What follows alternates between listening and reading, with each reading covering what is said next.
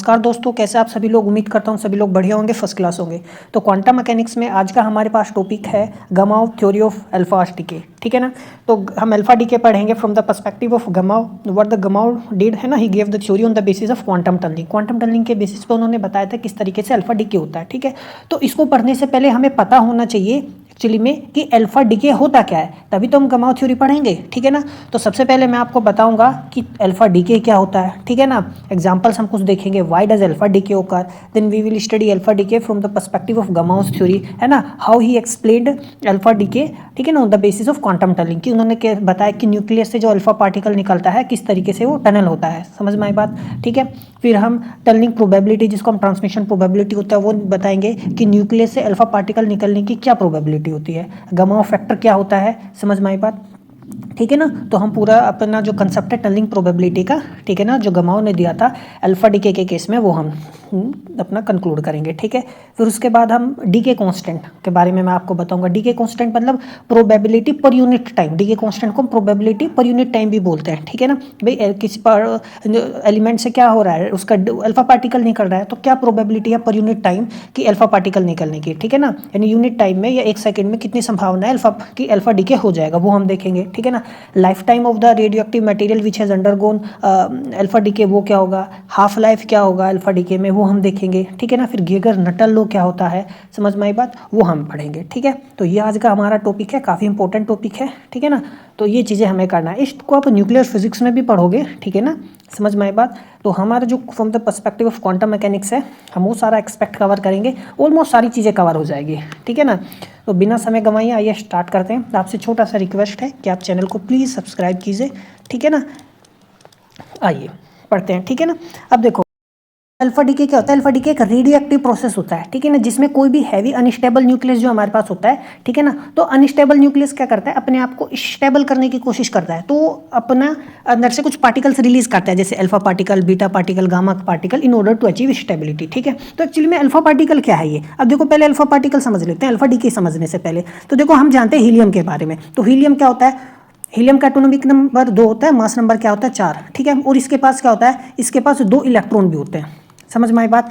तो ओवरऑल इसके पास क्या है, इसके पास 2 प्रोटॉन है, 2 न्यूट्रॉन है और 2 इलेक्ट्रॉन है। ये हमारे पास एक हीलियम एलिमेंट हो गया। ठीक है ना, समझ में आई बात। यदि आप इसके 2 इलेक्ट्रॉन निकाल लो, सपोज ये 2 इलेक्ट्रॉन किसी को दे देता है, तो यानी इस पर 2 पॉजिटिव चार्ज आ जाएगा। इसके पास एटॉमिक नंबर कितना हुआ 2, या मैं कह सकता हूँ प्रोटॉन कितने हो गए 2, मास नंबर तो 4 रहेगा। ठीक है ना। यानी हमारे पास क्या है, 2 ही न्यूट्रॉन है, तो यानी 2 प्रोटॉन और 2 न्यूट्रॉन ही बचे। ये जो बचता है ना, अब इलेक्ट्रॉन नहीं है इसके पास, इसी को हम क्या बोलते हैं, अल्फा पार्टिकल बोलते हैं। समझ में आई बात। तो इसी को काफी बार ऐसे हम लिख देते हैं। ठीक है, ये ध्यान रखना, ये होता है हमारे पास अल्फा पार्टिकल। तो जब 2 प्रोटॉन और 2 neutron as a single entity exist करते हैं, उसी को अल्फा पार्टिकल बोलते हैं। तो क्या होता है, हैवी न्यूक्लियस, ये जो अनस्टेबल न्यूक्लियस होते हैं, ठीक है ना। अब देखो इसके पास क्या है, मास नंबर ए है और एटॉमिक नंबर कितना है Z, तो ये पेरेंट न्यूक्लियस होगा। अब यही क्या करेगा, डीके करेगा, रेडियोएक्टिव डीके होगा। तो अल्फा पार्टिकल जैसे मैंने अभी बताया आपको क्या होता है ना, ये होता है। तो जब ये निकलेगा तो देखो 2 तो मास नंबर, वो एटॉमिक नंबर 2 तो कम हो जाएगा, देखो समझ में, तो Z माइनस के 2 आ गया। ठीक है। और मास नंबर कितना कम होगा 4, तो देखो A माइनस के 4, तो A माइनस ये मेरे पास क्या आ गया, ठीक है ना, A माइनस के 4, Z माइनस के 2, समझ में आया। और यहाँ पर मेरे पास से जो एक्स्ट्रा निकल गया है यहाँ पर, ये हो गया मेरे पास अल्फा पार्टिकल। तो आप देख सकते हो ग्रीन वाला तो 2 प्रोटॉन हो गए और ऑरेंज वाले 2 क्या हो गए मेरे पास, न्यूट्रॉन हो गए। ये न्यूक्लियस से एज ए सिंगल एंटिटी बाहर निकले हैं। समझ में आया बात। ठीक है ना। इसे ही हम बोलते हैं इस पूरे प्रोसेस को अल्फा डीके। तो जनरली हम अल्फा डीके रिएक्शन को इस तरीके से दिखा सकते हैं। ठीक है ना, समझ में आई बात। ये हमारे पास हो गया, ये मैंने आपको समझा दिया, समझ में आई बात। तो जो ये इनिशियल मेरे पास रेडियोएक्टिव एलिमेंट था, इसको हम पेरेंट न्यूक्लियस बोलते हैं। जो मेरे पास ये बचा है, इसको क्या बोलते हैं, डॉटर न्यूक्लियस। और ये मेरे पास क्या हो गया, अल्फा पार्टिकल है, जिसको हम हीलियम न्यूक्लियस भी कह सकते हैं।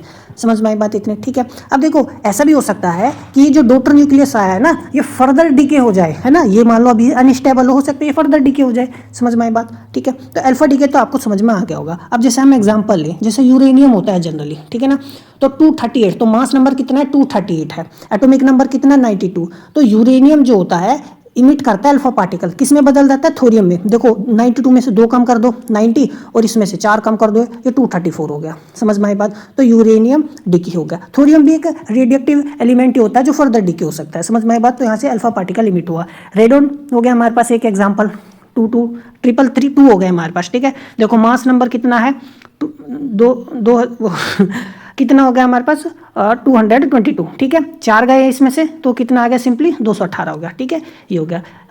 एटॉमिक नंबर कितना है 86, 2 गए 84 हो गया, ये सिंपली समझ में आई बात। तो रेडॉन ने भी क्या कर दिया, अल्फा डी पार्टिकल इमिट किया है और क्या बना, पोलोनियम बना, समझ में आई बात। तो ये ध्यान रखना, ठीक है। ये एग्जाम्पल हो गया। अब एक्चुअली में जनरली अल्फा डीके ओकर क्यों हो रहा है, ठीक है। देखो अल्फा डीके जनरली तब ओकर होता है जब न्यूक्लियस के पास बहुत सारे प्रोटॉन होते हैं एज कम्पेयर टू न्यूट्रॉन। तो देखो ये मेरे पास कोई क्या हो गया, न्यूक्लियस हो गया, तो इसमें क्या है, ठीक है ना, प्रोटॉन भी है और न्यूट्रॉन। न्यूक्लियस के अंदर 2 ही तो चीज होती है, प्रोटॉन होता है, न्यूट्रॉन होता है, ठीक है ना। और प्रोटॉन न्यूट्रॉन के बीच में कौन सी फोर्स लगती है, न्यूक्लियर फोर्स लगती है, समझ में आई बात इतनी, ठीक है। अच्छा तो न्यूक्लियर फोर्स लग रही है। अच्छा एक और चीज जो सबसे इंपॉर्टेंट है, जब न्यूक्लियस के अंदर बहुत सारे प्रोटॉन हो जाते हैं, ठीक है ना, क्या हो जाते हैं, too many protons as compared to neutron, यानी नंबर ऑफ प्रोटॉन क्या हो जाए, ज्यादा हो जाए नंबर ऑफ न्यूट्रॉन से, तो क्या होगा, देखो न्यूक्लियर फोर्स तो इनमें लग रहा है दोनों, लेकिन प्रोटॉन के पास क्या है, प्रोटॉन के पास पॉजिटिव चार्ज है, समझ में आई बात, ठीक है। तो पॉजिटिव चार्ज है तो प्रोटॉन के बीच में न्यूक्लियर फोर्स के अलावा एक और फोर्स जनरेट होगी जिसको हम बोलेंगे इलेक्ट्रोस्टैटिक रिपल्सन, समझ में आई बात, ठीक है। समझ में आया, इलेक्ट्रोस्टैटिक रिपल्सन।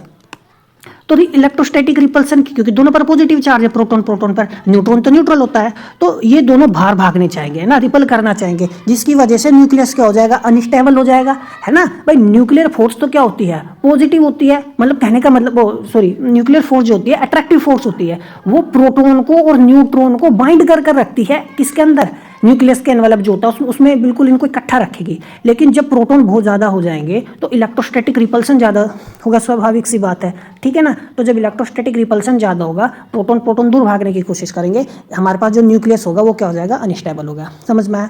तो इसी वजह से अल्फा पार्टिकल बाहर निकल जाते हैं, ताकि न्यूक्लियस क्या कर जाए, मतलब 2 प्रोटॉन बाहर निकल जाएंगे और 2 न्यूट्रॉन भी बाहर निकल जाएंगे, दोनों एक ही सिंगल एंटिटी की फॉर्म में, समझ में आया, ठीक है, ताकि अंदर प्रोटॉन कम हो सके, समझ में आया मैं क्या कह रहा हूँ, ठीक है, टू गेट स्टेबिलिटी। अब देखो प्रोटॉन बहुत ज़्यादा है, या मैं कह सकता हूँ जो प्रोटॉन न्यूट्रॉन रेशियो है वो बहुत ज़्यादा हो जाता है ना, तो न्यूक्लियस का जो प्रोटॉन न्यूट्रॉन रेशियो है वो कम हो जाएगा जब अल्फा पार्टिकल इमिट होगा। जब प्रोटॉन न्यूट्रॉन रेशियो बहुत ज़्यादा होता है ना, तभी अनस्टेबल होता है। प्रोटॉन न्यूट्रॉन रेशियो ऑलमोस्ट 1 के इक्वल हो, यानी प्रोटॉन और न्यूट्रॉन सेम से हो, तो जो हमारे पास एलिमेंट होगा, जो न्यूक्लियस होगा वो क्या होगा, स्टेबल होगा, समझ में आई बात, ठीक है। तो अल्फा डी के जो जनरली होता है ना, हैवी एलिमेंट्स में ज़्यादा कॉमन होता है, समझ में आया। हैवी एलिमेंट्स में क्या होता है, बहुत ज़्यादा होता है, क्योंकि हैवी स्वाभाविक सी बात है, जितना एलिमेंट हैवियर एलिमेंट्स में तो प्रोटॉन न्यूट्रॉन ज़्यादा होंगे, समझ में आया, ठीक है। अच्छा क्योंकि पहली तो बात ही, और उन एलिमेंट्स का क्या होता है, लार्ज न्यूक्लियाई होगा, ठीक है ना, हैवी एलिमेंट्स हो गए। और तो जनरली मैं आपको बताऊं, ठीक है ना, जिनका मास नंबर अराउंड 200 होता है ना, या काफ़ी बुक्स में आप देखोगे 200 या 200 से ज़्यादा, ए का वैल्यू 200 हो, ठीक है ना, या 210 है ना, तो ये काफ़ी जगह 210 से ज़्यादा या 2000, वो 200 या 210 के आसपास है, इससे ज़्यादा समझो 200 या 210 से ज़्यादा मास नंबर होता है, वो हैवी एलिमेंट्स क्या शो करते हैं, अल्फा डी के शो करते हैं, ठीक है ना।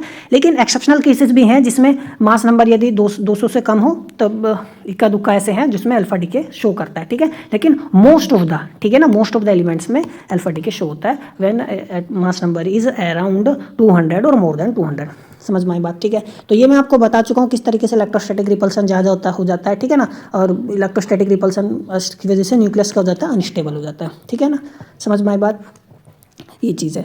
अब बात करते हैं गमाओ थ्योरी ऑफ अल्फा डी की। अब गमाओ, अब ये तो ये हमने क्वालिटेटिव डिस्कशन कर लिया, अब अल्फा पार्टिकल भाई निकल तो रहा है बाहर, है ना, अब बता दिया कि भाई कैसे निकल रहा है, रिपल्सन हो रहा है, ठीक है ना, तो स्टेबल होने के लिए निकल रहा है। अब वो निकलेगा क्यों, है ना, समझ में, अब वो निकलेगा क्यों। अब देखो ये जनरली आप ध्यान से देखो मेरे पास, ठीक है ना, गौर से देखो, यहाँ पर प्रोटॉन भी है और न्यूट्रॉन भी है, और ये मेरे पास अल्फा पार्टिकल है, ठीक है ना। तो इसका एनर्जी ज़्यादा होगा कि इसका एनर्जी ज़्यादा होगा, स्वाभाविक सी बात है, पेरेंट न्यूक्लियस का एनर्जी क्या होगा, ज़्यादा होगा, और इस पेरेंट न्यूक्लियस में से क्या निकल रहा है, अल्फा पार्टिकल, ठीक है। अल्फा पार्टिकल का एनर्जी क्या होगा, कम होगा। तो जब अल्फा पार्टिकल का एनर्जी कम है, समझ में, अल्फा पार्टिकल का जो एनर्जी है वो कम है न्यूक्लियर बैरियर से, समझ में आया, क्योंकि न्यूक्लियस तो होल्ड करके रखना चाहेगा ना, और तब भी लेकिन बाहर निकल रहा है, एनर्जी कम है तब भी अल्फा पार्टिकल बाहर निकल रहा है। तो ये गमाव ने बताई एक्चुअली में इसलिए हो रहा है क्वांटम टनलिंग की वजह से, समझ में आया। और हमने क्वांटम टनलिंग कहाँ पढ़ा था, प्रीवियस लेक्चर्स में, हमने 2-3 प्रीवियस लेक्चर्स आप देखो तो हमने वहाँ पर क्वांटम टनलिंग बहुत डिटेल में पढ़ा है, ठीक है। तो गमाव ने कहा कि जो अल्फा डीके है उसको किस तरीके से एक्सप्लेन किया, क्वांटम मैकेनिक्स से एक्सप्लेन किया, और उन्होंने कहा it occurs due to quantum tunneling effect, ठीक है ना, where alpha particles escapes the nucleus, समझ में आई बात, being trapped inside a potential barrier, में पोटेंशियल बैरियर में होने के बावजूद भी वो क्या कर जाता है, बाहर निकल जाता है, ठीक है, समझ में आई बात। तो उन्होंने कुछ चीज़ें कहा, बेसिक जो नोशंस थे, यानी बेसिक नोशंस यानी बेसिक आइडियाज जो थे, ठीक है ना, गमाव थ्योरी के, उन्होंने पहले तो ये कहा जो अल्फा पार्टिकल है ना exist as a independently entity inside the nucleus, ठीक है ना, यानी 2 प्रोटॉन और 2 न्यूट्रॉन है ना as a single entity independently किसके अंदर लाई करते हैं, न्यूक्लियस के अंदर लाई करते हैं, ठीक है ना, वो और दूसरों पर निर्भर नहीं करेंगे, सिंगल एंटिटी लाई करेंगे and they will constantly move around the nucleus, तो न्यूक्लियस में कॉन्स्टेंटली क्या करेंगे, मूव करेंगे। तो जो ये अल्फा पार्टिकल अंदर एग्जिस्ट कर रहा है ना is in constant motion colliding with the nuclear potential barrier. अब ये न्यूक्लियर पोटेंशियल बैरियर कहने का मतलब क्या है, अब देखो प्रोटॉन और न्यूट्रॉन जो है वो अब ये तो हमारे पास न्यूक्लियस एज्यूम करो कोई स्पेरिकल शेप का है ना जनरली, ठीक है, ये क्या होगा, इसकी रेडियस होगी, alpha particle as a single entity move कर रहा है, ठीक है ना, मैं समझाने के लिए बता रहा हूँ आपको, एज्यूम करो तो, ठीक है ना। तो ये जो एनवेलप है किसकी तरह काम करेगा, बैरियर की तरह काम करेगा, न्यूक्लियर बैरियर की तरह काम करेगा, क्योंकि अंदर क्या है, न्यूक्लियर फोर्स लग रहा है, ठीक है ना, न्यूक्लियर फोर्स क्या होता है, शॉर्ट रेंज स्ट्रॉन्ग फोर्स होता है, ठीक है ना, जो प्रोटॉन न्यूट्रॉन को बाइंड करके रखेगा, तो वो बाइंड करके रखे हुए हैं इन दोनों को, बाहर निकलने की वो इजाजत नहीं देता इनको, समझ में आई बात, ठीक है। तो in each collision there is a small probability that the alpha particle escapes by tunnelling through the barrier, समझ में आया। अब देखो अल्फा पार्टिकल कंटिन्यूस मोशन में है और वो कंटिन्यूसली जो न्यूक्लियर वॉल है उसको क्या कर रहा है, कोलाइड कर रहा है, ठीक है ना। आप देखो ये कोलिजन हुआ, फिर ये कोलिजन, ये कोलिजन, ये कोलिजन, और ईच कोलिजन में, हर कोलिजन में फाइनाइट प्रोबेबिलिटी है, बेशक स्मॉल प्रोबेबिलिटी है कि पार्टिकल क्या कर जाएगा, टनल कर जाएगा, है ना, न्यूक्लियस से बाहर निकल जाएगा, और alpha particle escapes by tunnelling through the barrier, there is a small probability. Gamow ने कहा that the particle will tunnel through the barrier, समझ में आई बात, न्यूक्लियर बैरियर, कोई डाउट है। तो ये कहा, तो बेसिक से छोटे छोटे से 2-3 पॉइंट है गमाव थ्योरी के। उन्होंने कहा पहला पॉइंट क्या, alpha particle exist as a single entity independent entity inside the motion and it continuously moves inside the motion, ठीक है ना, ठीक है ना, and during each collision there is a finite probability of escaping, ठीक है। अच्छा, अब जैसे मैंने बताया आपको, तो अल्फा पार्टिकल कहाँ कन्फाइंड है, न्यूक्लियस के अंदर ही तो कन्फाइंड है, किसकी वजह से, strong attractive short range nuclear force की वजह से, ठीक है। और ये फोर्स कहाँ तक एग्जिस्ट करेंगे, सिर्फ न्यूक्लियर रेडियस तक एग्जिस्ट करेंगे। अब आप यहाँ पे देखो पोटेंशियल एनर्जी कर्व देखो, ठीक है, ये 0 से मैंने आर नोड बनाया है, समझ में आया। तो कहने का मतलब देखो न्यूक्लियस हो गया, सेंटर मान लिया, ये मेरे पास क्या हो गया, आर नोड, ठीक है ना, ये रेडियस होगी, तो अंदर क्या है, नेगेटिव पोटेंशियल ही तो होगा। नेगेटिव पोटेंशियल कहने का मतलब है अट्रैक्टिव, समझ में, न्यूक्लियर अट्रैक्शन होगा, तो 0 से लेकर आर नोड, यानी रेडियस कितनी होगी न्यूक्लियस की, आर नोड, तो उसमें पार्टिकल क्या है, मतलब स्ट्रॉन्ग न्यूक्लियर अट्रैक्टिव पोटेंशियल वो फील कर रहा है, समझ में आया, ये अंदर कन्फाइंड है, ठीक है। यानी जब आर का value less than R naught होगा तो पोटेंशियल क्या होगा, इफेक्टिव पोटेंशियल जो होगा, जो गवर्न करना है किसका मोशन, अल्फा पार्टिकल का मोशन जो गवर्न कर रहा है, ठीक है ना, तो वो माइनस वी नोड होगा when it is R is less than R naught, समझ में आया, ठीक है। अच्छा, तो ये तो हो गई न्यूक्लियस की रेडियस, ठीक है। अब वो न्यूक्लियस से बाहर आ गया, समझ में आया, ठीक है। अब देखो पार्टिकल अंदर मूव कर रहा था, अब पार्टिकल क्या कर गया, बाहर आ गया, ये मेरे पास अल्फा पार्टिकल हो गया, ठीक है ना, समझ में आया। डिस्टेंस मैं यहीं से सेंटर से ही मेजर कर रहा हूँ, तो अब इन दोनों के बीच में क्या है, कुछ डिस्टेंस है ना, आर डिस्टेंस होगी कुछ ना कुछ। अब देखो न्यूक्लियस से बाहर आने के बाद देखो पार्टिकल पे क्या होगा, अब उस पर क्या लगेगा, अब वो न्यूक्लियर पोटेंशियल के अंदर नहीं है, क्योंकि जो स्ट्रॉन्ग न्यूक्लियर फोर्स था, सॉरी मतलब पोटेंशियल के अंदर है लेकिन न्यूक्लियर फोर्स के अंदर नहीं है, क्योंकि न्यूक्लियर फोर्स जो है वो रेडियस के इक्वल तक ही लग रहा है, समझ में आया। जैसे ही पार्टिकल बाहर निकलेगा, न्यूक्लियस के बाहर जैसे ही पार्टिकल आए, वो long range coulomb repulsive force feel करेगा from the residual nucleus, the nucleus that remains after alpha emission, समझ में आया। क्योंकि देखो इसमें से जब अल्फा पार्टिकल निकला, तो अल्फा पार्टिकल निकलने के बाद क्या बचा, A माइनस के 4 Z माइनस के 2, यही तो बचा। ये जो न्यूक्लियस बचा है ना, यही तो रेसिडुअल न्यूक्लियस बोलते हैं इसको, या डॉटर न्यूक्लियस बोलते हैं। और ये मेरे पास क्या हो गया, अल्फा पार्टिकल हो गया, समझ में आया। अब अल्फा पार्टिकल इसके अंदर नहीं है, समझ में आया, बाहर आ गया, तो बाहर कौन सा फोर्स लगेगा, इस पर रिपल्सिव फोर्स लगेगा, क्योंकि देखो इस पर भी पॉजिटिव चार्ज है और अल्फा पार्टिकल पर भी तो पॉजिटिव चार्ज होता है, तो रिपल्सिव इलेक्ट्रोस्टैटिक फोर्स लगेगा, कोलम्ब रिपल्सिव फोर्स लगेगा इन दोनों के बीच में, समझ में आया। अब गौर से देखो, ध्यान से, ठीक है। अब देखो, अब हमारे पास जो फोर्स होगा, ठीक है ना, अब वो इलेक्ट्रोस्टैटिक रिपल्सिव फोर्स कैसे होगा।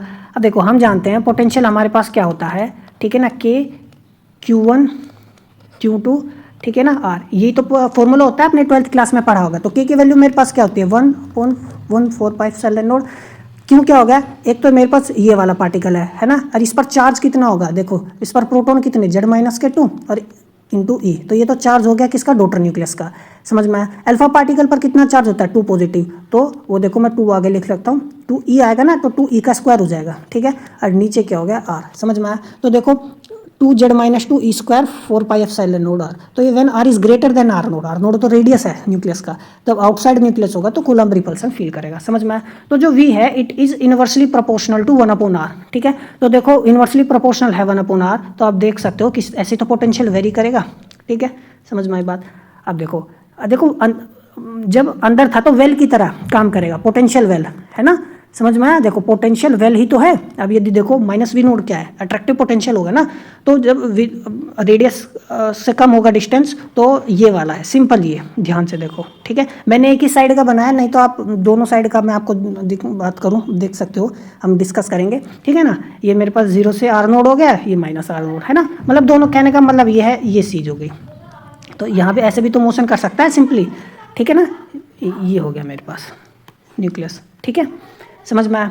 तो ये तो क्या है, क्या बनाया मैंने, स्टेप पोटेंशियल, वो सॉरी पोटेंशियल वेल है, ठीक है ना, अट्रैक्टिव पोटेंशियल वेल है। समझ में आया। When r is less then r node, समझ में आई बात, ठीक है। ये है।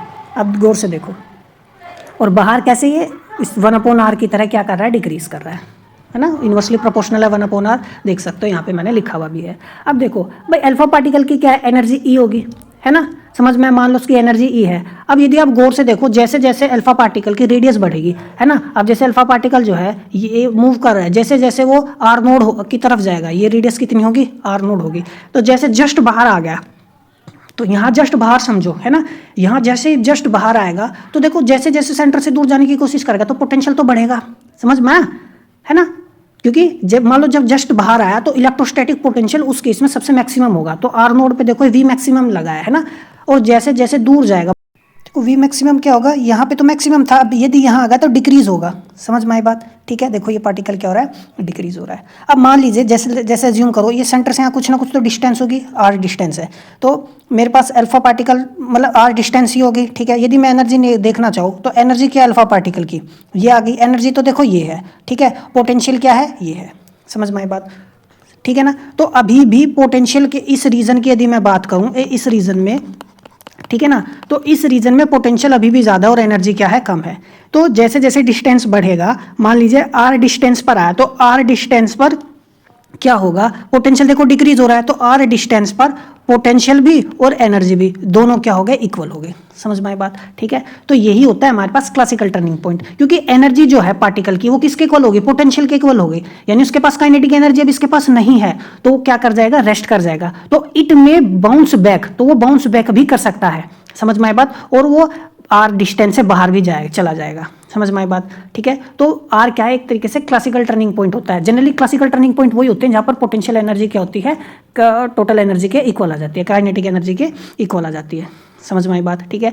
या हम कहें टोटल रिफ्लेक्शन होने के चांसेस बहुत ज़्यादा होते हैं, r हमारे पास क्या हो जाता है, उस केस में 1 हो जाता है, ठीक है। ये मैंने आपको पहले भी बताया था, यदि आपको चीज़ें ध्यान हो। तो ये जो r नोड और r के बीच का केस है ना, तो यदि आप देखो इसकी शेप कुछ कुछ पोटेंशियल बैरियर की तरह ही है ना। ये मान लो r नोड हो गया और ये क्या हो गया r, ठीक है ना, और पार्टिकल क्या कर रहा है, टनल कर रहा है। आप देखो यहाँ पे डायग्राम में, तो ये तो इंटीरियर ऑफ द न्यूक्लियस हो गया, है ना। ये क्या होगा, interior of the nucleus, particle क्या कांस्टेंट मोशन में है, और देखो there is an oscillatory motion. तो जैसे ही रेडियस से पार्टिकल बाहर निकला, जैसे ही रेडियस पार्टिकल बाहर निकला, ठीक है ना, और वो देखो टनल कर गया ना। समझ में आया। तो वो आप देख सकते हो किस तरीके से उसका जो वेव फंक्शन है वो एक्सपोनेंशियली क्या कर रहा है, डिक्रीज कर रहा है। समझ में आई बात, क्योंकि it has tunnelled through the barrier. अब जैसे ही वो r डिस्टेंस तक पहुंचा, है ना, यहाँ पर देखो, यहाँ तो सिंपली पोटेंशियल वेल है, r नोड r के बीच में क्या है, कूलम्ब पोटेंशियल है, रिपल्सिव पोटेंशियल है, ये इलेक्ट्रोस्टैटिक पोटेंशियल एनर्जी है। समझ में आई बात, ठीक है। ये जो आप देख रहे हो ना, ठीक है ना, वो ये पोटेंशियल फील कर रहा है, और उस यदि इस r से भी बाहर चला गया तो यानी वो अब उसके ऊपर रिपल्सन फोर्स भी ऑलमोस्ट नेग्लिजिबल लग रहा है। क्यों, क्योंकि देखो यदि r से ज़्यादा चला जाएगा तो इस केस में यहाँ पर आप ध्यान से देखो, जो एनर्जी है ना, देखो एनर्जी ज़्यादा है और पोटेंशियल क्या है, कम। देखो ये तो पोटेंशियल हो गया और ये क्या हो गई, ये एनर्जी। ठीक है ना, समझ में आई बात। तो यानी आर से ज़्यादा केस में, जब आर की वैल्यू आर से ज़्यादा होगी तो जो एनर्जी होगी वो ज़्यादा होगी पोटेंशियल से। समझ में आई बात, ठीक है ना। तो मेरे पास टनलिंग कहाँ हो रही है, आर नोड और आर के बीच में, आर के बीच में हो रही है, फिर बाद में ऑसिलेटरी मोशन हो रहा है मेरा अल्फा पार्टिकल का। समझ में आई बात, ठीक है। तो ये चीज़ है, उम्मीद करता हूँ आपको चीज़ें समझ में आ रही होंगी, ठीक है ना। अब देखो जो अल्फा पार्टिकल है जनरली, ठीक है ना, तो एनर्जी उसका काफ़ी स्मॉल है, जैसे मैंने भी बताया height of the potential barrier से, ये मेरे पास हाइट होगी पोटेंशियल बैरियर की, ठीक है।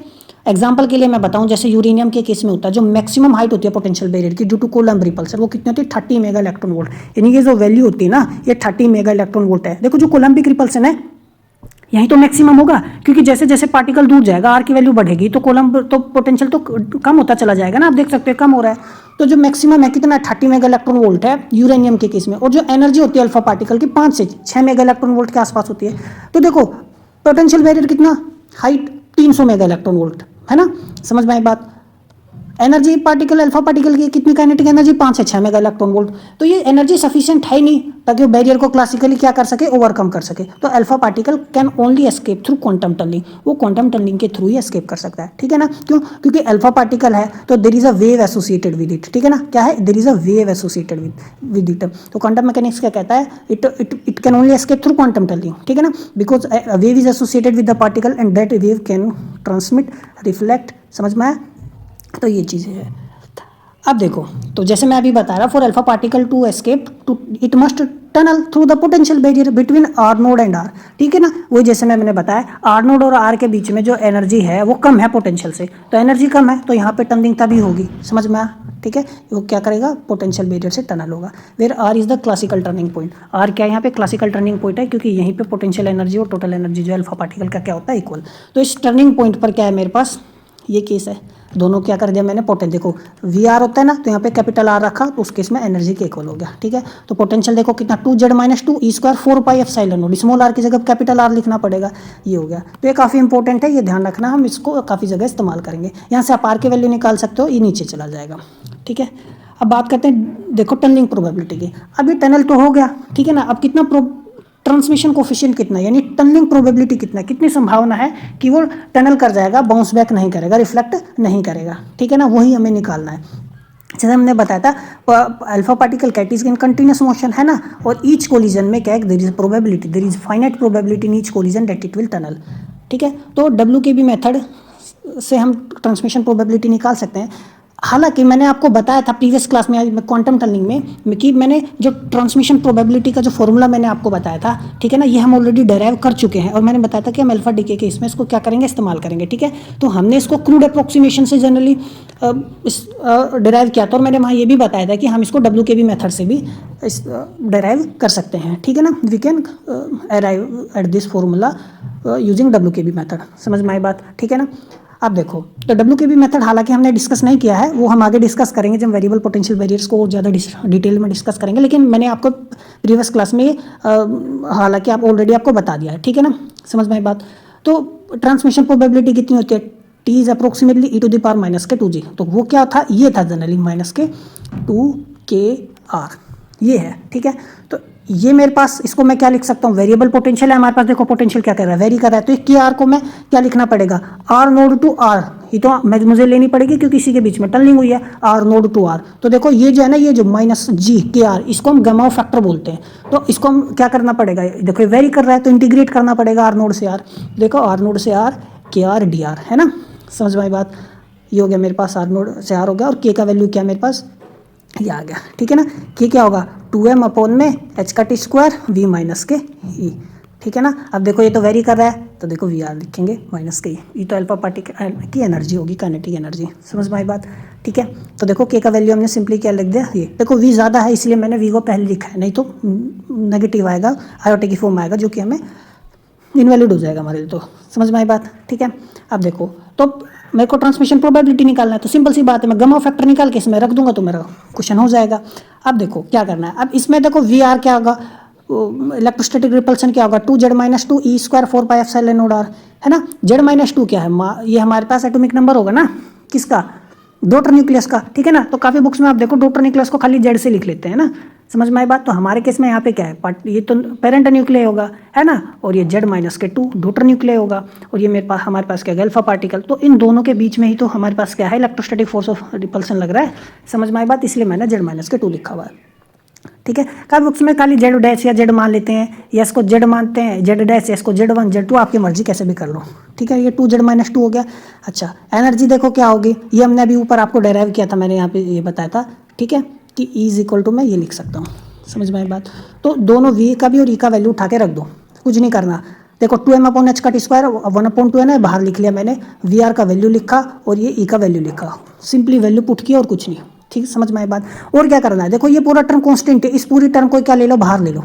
समझ में आया। देखो यहाँ पर भी है ये टर्म, लेकिन R नहीं है, कैपिटल R नहीं है, तो जब बाहर लेंगे ना तो R/R बचेगा। ये पूरी टर्म उठा लिया तो -1 आएगा। ठीक है, देखो यहाँ 2 है, बाहर ऑलरेडी 2 है, 4 हो जाएगा, 4m Z-2 आ गया, E² आ गया, 4πε0 बाहर आया।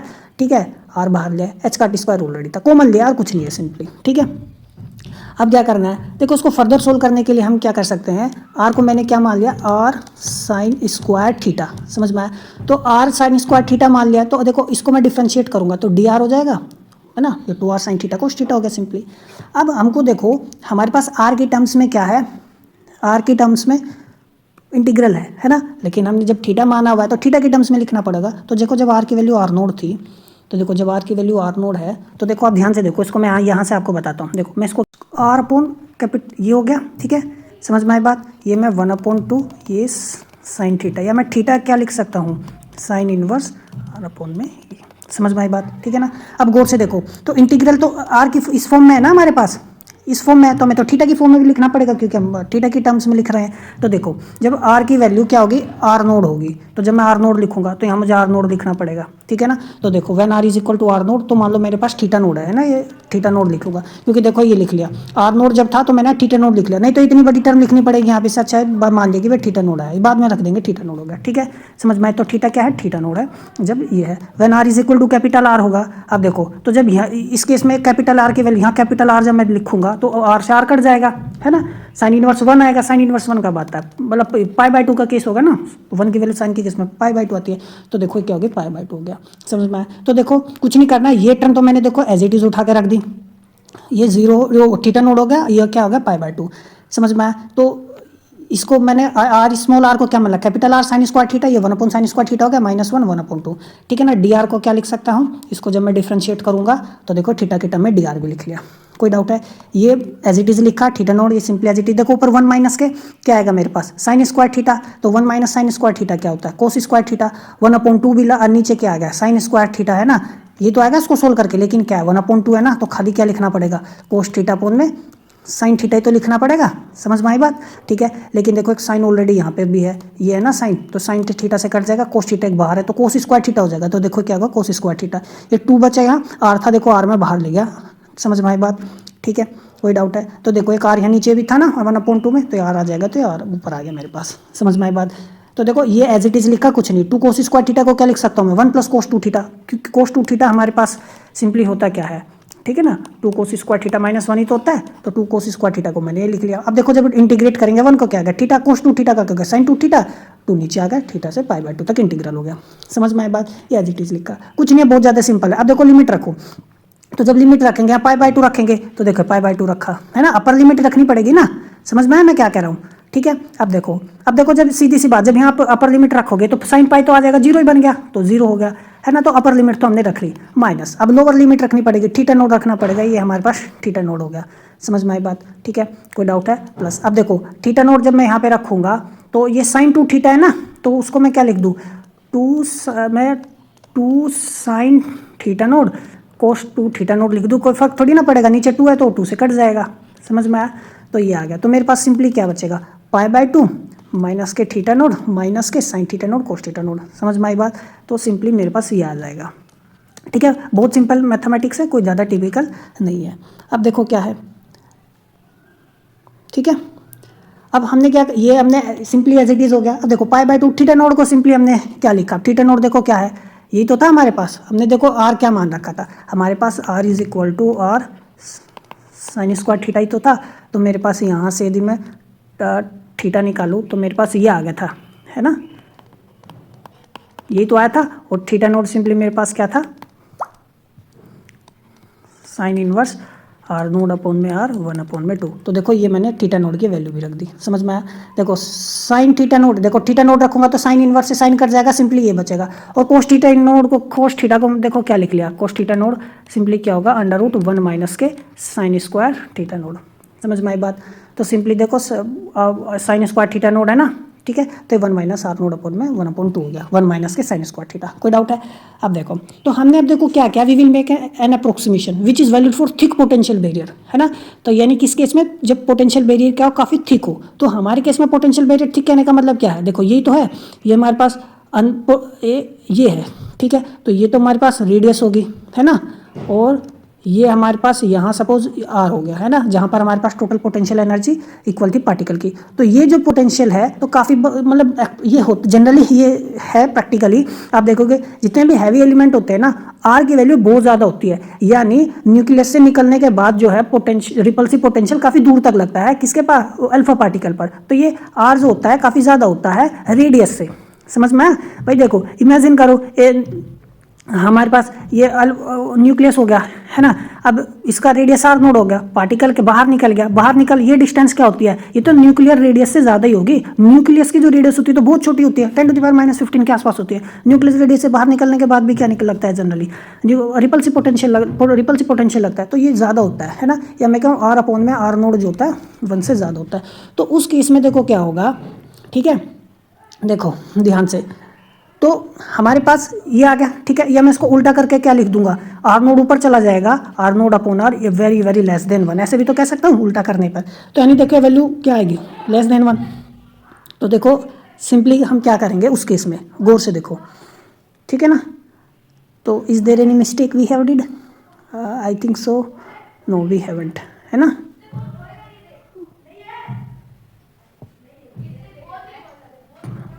नहीं, हाँ ठीक है। तो देखो ये वैल्यू क्या होगी, बहुत ही ज़्यादा क्या हो जाएगी, लेस देन 1 है ना, तो नेगलेक्ट कर देंगे ना इसको, 1 से बहुत कम वैल्यू आएगी तो नेगलेक्ट कर देंगे, 1 माइनस, तो सिंपली तो 1 आ जाएगा, ठीक है। तो ये टर्म तो होगी मेरे पास 1, समझ में आया। बचा ये सिंपली मेरे पास ये आ गया आर नोड अपॉन आर 1/2। अब देखो आर नोड अपॉन आर क्या है, बहुत ही कम है ना, लेस देन 1 है ना, तो ये बहुत कम है। देखो साइन की वैल्यू, जब ये क्या है, साइन का आर्ग्यूमेंट ही तो है, तो जनरली साइन का जो आर्ग्यूमेंट होता है, साइन थीटा साइन इनवर्स के केस में यदि थीटा बहुत कम होता है ना, तो जनरली वही आ जाता है थीटा। जैसे साइन 0 की वैल्यू क्या होती है, ऑलमोस्ट 0 ही होती है, तो जो ये होता है वही आ जाता है। समझ में आया मैं क्या कह रहा हूँ। तो ये वैल्यू क्या बहुत कम है, तो आर नोड अपॉन आर 1/2 आ जाएगा। यहाँ से भी यही आएगा, माइनस माइनस है तो दो आ जाएंगे हमारे पास, समझ में, -2। कोई डाउट है? और ये मेरे पास क्या होगा, सिंपली π/2, ठीक है ना। तो हमारे पास जो टनलिंग प्रोबेबिलिटी क्या होगी, तो ये होगी, हमने गमाओ फैक्टर अपना निकाल लिया है, तो ये हमारे पास गमाओ फैक्टर आ गया, ठीक है। तो e⁻²g एक्सपोनेंशियल, देखो एक्सपोनेंशियली क्या, ये माइनस हो गया, और ये मेरे पास क्या पूरा g, ठीक है, ये आ गया हमारे पास गमाओ फैक्टर आ गया, ठीक है। समझ में आई बात। इसको हम चाहे तो फर्दर सोल्व कर सकते हैं। तो देखो ये हमारे पास जो टर्म है ये, ठीक है ना, इसको हम अंदर मल्टीप्लाई कर देता हूँ मैं, तो देखो माइनस है, ठीक है ना, 2 से 2 कट जाएगा, सिंपली ये 2π आ जाएगा, वो सॉरी 2 से 2 कटेगा, -π आ जाएगा, ये टर्म आ गई। तो ये जब मैं इसके साथ मल्टीप्लाई करूंगा, माइनस माइनस प्लस हो गया, 2 2 4, और ये 4 यहाँ पे अंडर रूट में है, 2 बाहर आके 8 हो जाएगा, h कट स्क्वायर h हो गया। देखो r 1/2 यहाँ, r 1/2 नीचे है, सिंपली कट गया, तो ये आ गया, ठीक है ना। तो काफ़ी सिंपल है, कुछ भी टिपिकल नहीं है। और अब फर्दर कैसे सोल्व करें इसको, देखो हम टी को जो टर्निंग प्रोबेबिलिटी हमारे पास आया, हम इसको फर्दर एनर्जी के टर्म्स में लिख सकते हैं, ठीक है। तो ये हमने आर का वैल्यू निकाला था जब वाइल डिस्क्राइबिंग क्लासिकल पॉइंट्स, है ना। तो आर हमारे पास सिंपली क्या है, R is equal to Z minus 2 square 4πε0 e, ठीक है। तो देखो जब मैं r की वैल्यू यहाँ रखूंगा, देखो z-2 यहाँ पे एक ऑलरेडी यहाँ पे है, ई स्क्वायर है वो भी यहाँ पे है, 4πε0 है वो भी, तो 2 टर्म बन जाएगी, समझ में आया। तो वो तो बाहर 1/2 ऑलरेडी है, तो r की वैल्यू देखो ये यहाँ पे रखने के बाद ना, ऑलरेडी z-2 यहाँ पहले से तब भी है, तो 2 टर्म बन गई तो बाहर आ जाएगा, समझ में आया, ठीक है। देखो 4 का तो 2 बाहर आ गया, z-2 स्क्वायर 4πε0 h का t स्क्वायर का h आ गया, तो बचेगा क्या हमारे पास, सिंपली, ठीक है, 2m e1/2, समझ में आई बात, यहाँ 2 भी आएगा, ठीक है। तो ये बचा, ये टर्म कुछ नहीं है, हमने बस एज इट इज रख दिया। अब देखो, अब और जितना भी यहाँ पर सिंपली आर का वैल्यू हमने रखने के बाद सिंपली ये आ गया हमारे पास। अब हम इसको फर्दर सोल्व भी कर सकते हैं। अब फर्दर सोल्व कैसे करें, अब मेरी बात गौर से ध्यान से रखना, गौर से देखना। देखो ये जो टी का वैल्यू है ना, तो इस टी को वैल्यू को मैं क्या लिख सकता हूँ, यदि मैं इसका लोग ले लूँ दोनों, है ना, या चलो मैं इसको बाद में बताऊँगा आपको, ठीक है ना, पहले इसको ऐसे सिंपली देखो। अब जितना भी कांस्टेंट का वैल्यू है सबका रख दो, जैसे पाई का, एच कट का, ई का, मास ऑफ अल्फा पार्टिकल, सारा वैल्यू रखने के बाद T is equal to exponential, देखो क्या आएगा मेरे पास, एनर्जी बचा और ये जेड माइनस के टू। अब हमें नहीं पता ना कौन सा पेरेंट न्यूक्लियस है, कुछ भी हो सकता, जो डॉटर न्यूक्लियस आ गया ये टर्म आ गई, और सबका जो 4 पाई एप्सिलॉन नॉट सब कांस्टेंट का वैल्यू रख दे। यहाँ पर भी मैंने जेड माइनस टू हो गया और ये आर नॉट 1/2, ठीक है, और बाकी जितने भी कांस्टेंट थे हमने सबका वैल्यू रख दिया। समझ में आई बात। अब इसके बाद मैं इसका फर्दर लोग ले लिया। अब इसको फर्दर ही लोग लेके इसलिए लिखा क्योंकि इसकी हमें क्या पड़ेगी, जरूरत पड़ेगी। क्या, कब, अभी ध्यान से देखो। तो सिंपली हमारे पास देखो एक्सपोनेंशियल टर्म तो हट जाएगी जब मैं लोगरिथमिक ले लूँगा, तो सिंपली मेरे पास ये टर्म आ गई, ठीक है। जेड माइनस टू क्या है मेरे पास, डॉटर न्यूक्लियस का क्या एटॉमिक नंबर भी तो है, तो जेड माइनस टू की जगह खाली मैंने जेड डी लिख लिया, ये ई माइनस 1/2 आ गया, ठीक है। तो ये आ गया हमारे पास। तो हम इस फॉर्म में भी लिखते हैं इसको इसी फॉर्म में ना, काफ़ी आगे मैं आपको फर्दर बताऊंगा, ये काफ़ी इंपॉर्टेंट एक्सप्रेशन है, ठीक है ना, क्योंकि एग्जाम में आपसे पूछता है। और क्यों पूछता है, क्योंकि यहाँ पर ना कुछ ए बी सी डी लगा के देगा, वो देगा ए और ये दे देगा बी, कहा ए बी की वैल्यू बताओ। तो ये एक्सप्रेशन यदि आपको पता है, ये एक्सप्रेशन का वैल्यू आपको पता है, तो आप बता सकते हो ना, ए का वैल्यू -3.95 है, बी का वैल्यू 2.97 है, ये बता सकते हो आप। समझ में आ गई मैं बात क्या कह रहा हूँ, ठीक है। तो ये काफ़ी इंपॉर्टेंट है। आगे बात देखो, अब ये तो हमने वैल्यूज रख के सोल्व किया, इसको बिना वैल्यूज रख के भी हम और कैसे सिंप्लीफाई कर सकते हैं। अब देखो, यदि मैं यहीं पे लोग ले लूँ तो मैं क्या लिखना पड़ेगा, log t is equal to exponential term हट जाएगा, ये बचेगा। तो देखो बाकी सबको तो मैंने क्या कर लिया कांस्टेंट, तो उसको मैंने लिख लिया मान लो यहाँ पे a, और मेरे पास क्या बचा, z-2 को क्या लिखा मैंने, zd, है ना, और ये मेरे पास नीचे कितना आ गया, अंडर, कोई डाउट है, प्लस। अब देखो यहाँ पे मेरे पास क्या है, ये zd हो गया, ठीक है ना, और बाकी सारी चीज़ें क्या मेरे पास कांस्टेंट है ना, ये आर नोड, देखो ये मेरे पास 1/2 है, ये मेरे पास 1/2 है, तो और बाकी चीज़ को मैंने अब बी लिख लिया। समझ में आए बात। तो देखो इस पूरी टर्म को मैंने कितनी जल्द आसानी से सिंप्लीफाई कर दिया, यही तो है वो, यदि आप गौर से देखो तो सेम चीज़ है, ठीक है ना। या माइनस लिख लो, वो माइनस कांस्टेंट में इंक्लूड हो जाएगा, तो आप मर्जी लिख सकते हो नहीं भी, ठीक है ना। तो ये है माइनस ए, कांस्टेंट ही मान लो ना उसको, उसी में एब्जॉर्ब हो जाएगा, माइनस लिखना चाहो लिख लो, नहीं तो कोई दिक्कत नहीं है, ठीक है। ये सिंपली ये आ गया। तो देखो ये दोनों टर्म सेम है, कोई ज़्यादा टिपिकल नहीं है। अब आगे चलते हैं।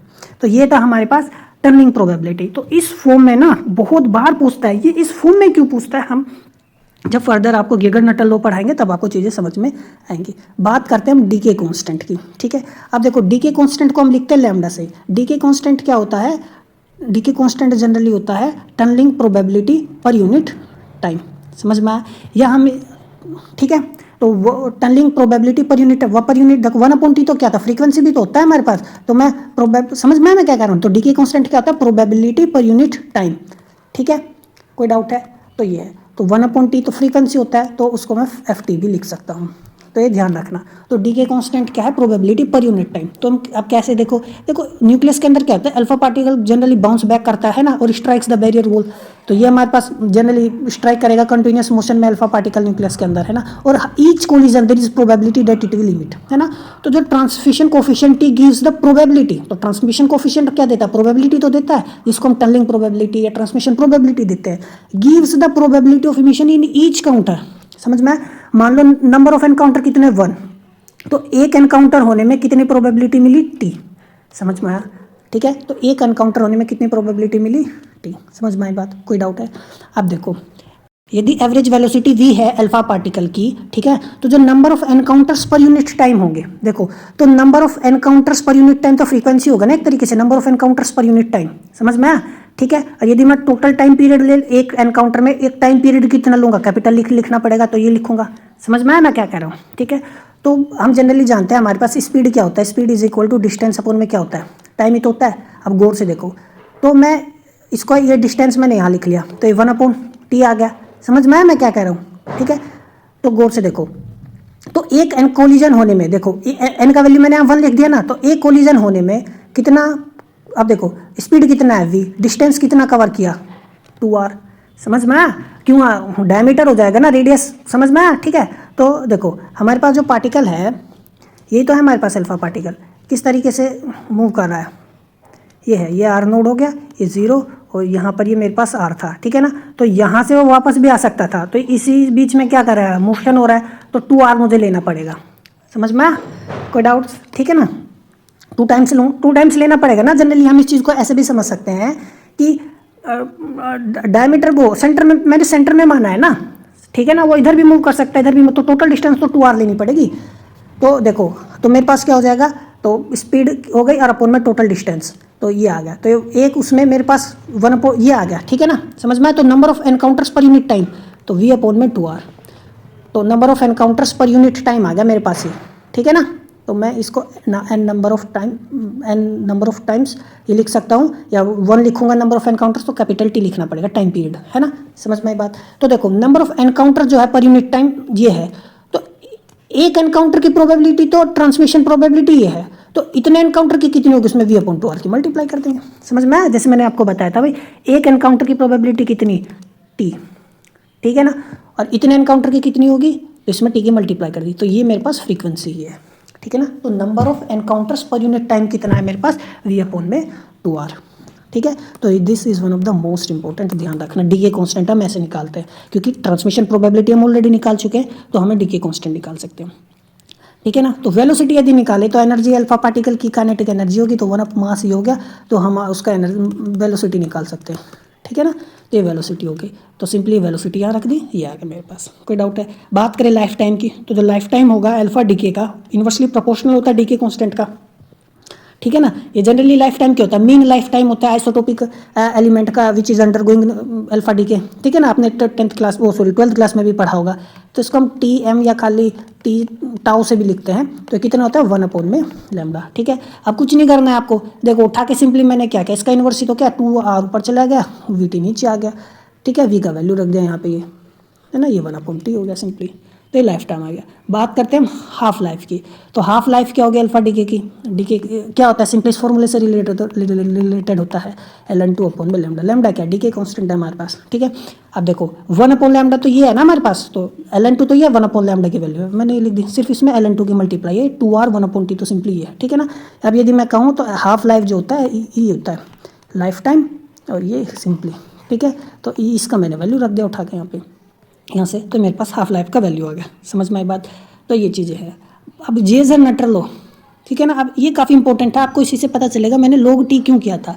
तो देखो जो जेगर नटर ला है, ये एक एम्पेरिकल रिलेशनशिप शो करता है that connects the half life of radioactive isotope to the energy of the alpha particle it emits during the alpha decay. तो एक्चुअली में एम्पेरिकल रिलेशनशिप कहने का मतलब क्या है, जेजर ने ये शो किया था, उन्होंने ये एक फॉर्मूला को डेराइव कहीं से कुछ नहीं किया, उन्होंने जनरली देखा कि जो अल्फा डीके हो रहा है ना, ठीक है ना, उन्होंने एक्सपेरिमेंटल ऑब्जर्वेशन से ये रिलेशन बना दी डाटा से कि हाफ लाइफ के बीच में और एनर्जी जो इमिट हुई अल्फा पार्टिकल की, उनके बीच में क्या है कि रिलेशन है, समझ में आए बात, ठीक है।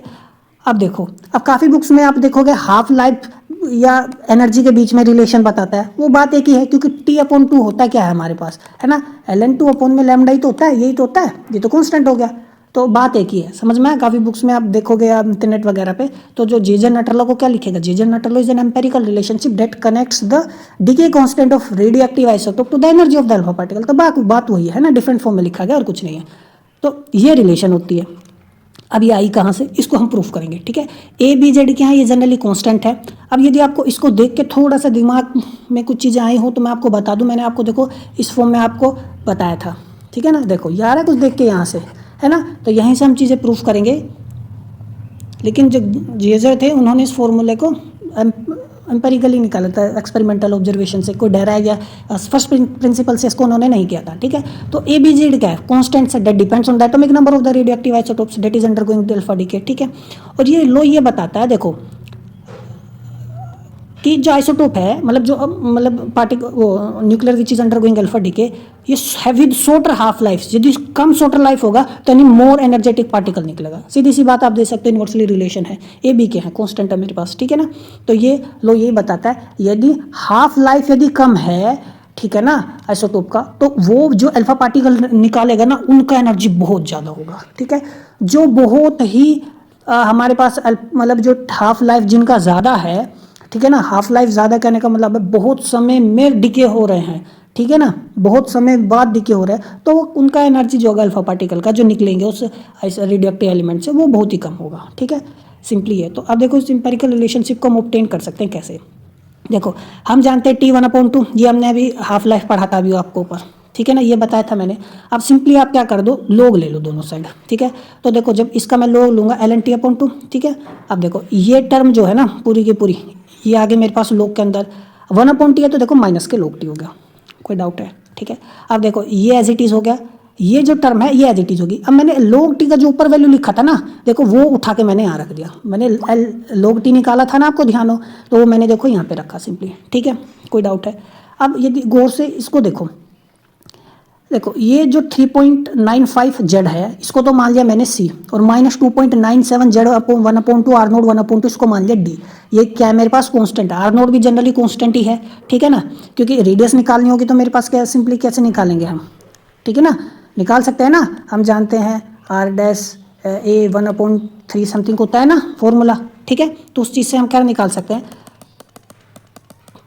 लेकिन ये जनरली डिपेंड किस पर कर रहा है, डॉटर न्यूक्लियस पर डिपेंड कर रहा है, ठीक है। देखो यहाँ जेड डी आएगा, है ना, ये जेड डी था, आपको ध्यान हो, तो ये 3.95 जेड डी ये आ गया। देखो सी डी जो है ना जेड पर निर्भर कर रहे हैं, कॉन्स्टेंट है ये, तो जेड और डी क्या कॉन्स्टेंट है, जो डॉटर न्यूक्लियस पर निर्भर जो जेड है एटॉमिक नंबर पर निर्भर कर रहे हैं, इसलिए मैंने सी डी लिख दिया, ठीक है।